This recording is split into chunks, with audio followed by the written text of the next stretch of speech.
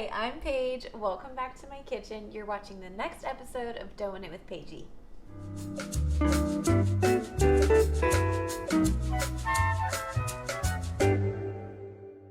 I'm here today to show you guys how I refrigerate and maintain my sourdough starter.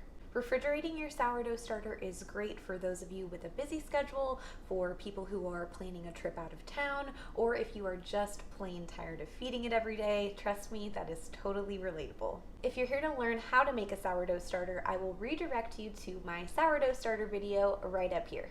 If you've never refrigerated your sourdough starter before, you'll just want to start with a regular feeding, paying no mind to the water temperature. As soon as you're done feeding, you'll just pop it right into the fridge. I try my very best to feed my sourdough starter every 2 to 3 weeks once it's in the refrigerator.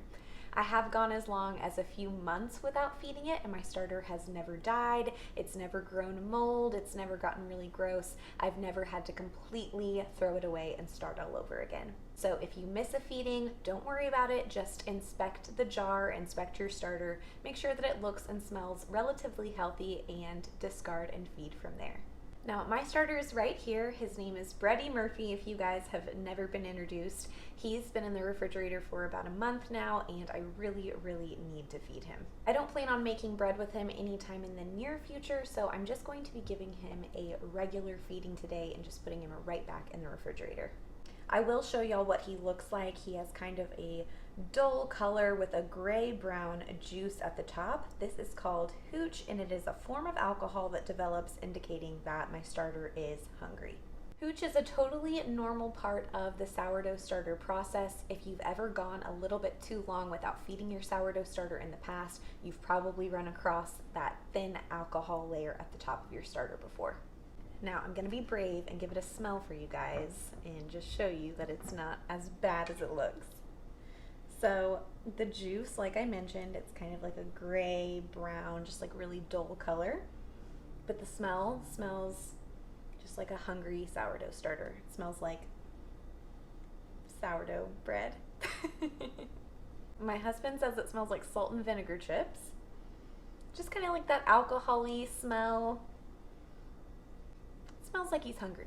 I've been letting my sourdough starter thaw on the counter for about an hour just to make the feeding process a little bit easier.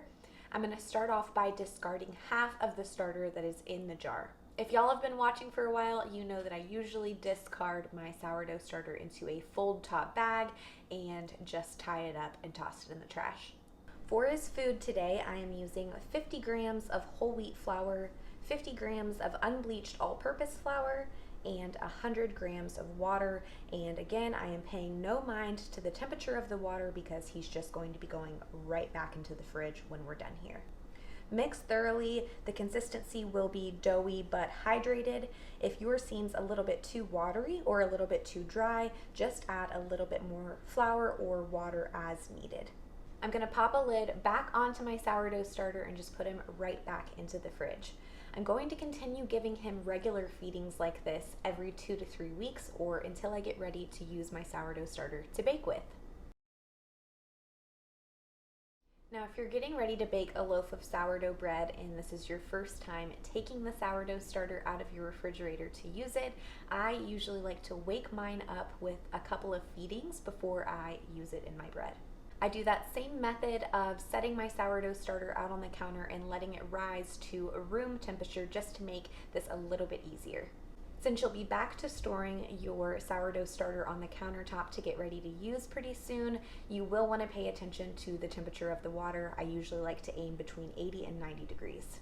I like to discard most of the starter from my jar so it has a bunch of fresh food to feed on.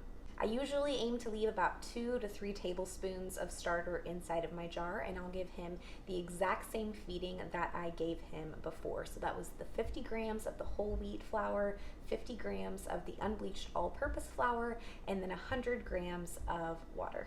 After I feed my sourdough starter for the very first time after taking it out of the fridge, I'm gonna let it hang out and chill on the counter for 8 to 12 hours. After that, I like to come back and give it another feed with those exact same measurements I just mentioned. This usually helps me speed up the waking up process. After you've given your starter a couple of feedings, watch out for when it's at peak activity. That's when it is the best time to use your sourdough starter to bake with, just like we did in the video right here. After you're done baking your loaf of sourdough bread and you don't want to keep it on the counter, you're ready to pop it back in the fridge, just give it a regular feeding and put it back in the fridge.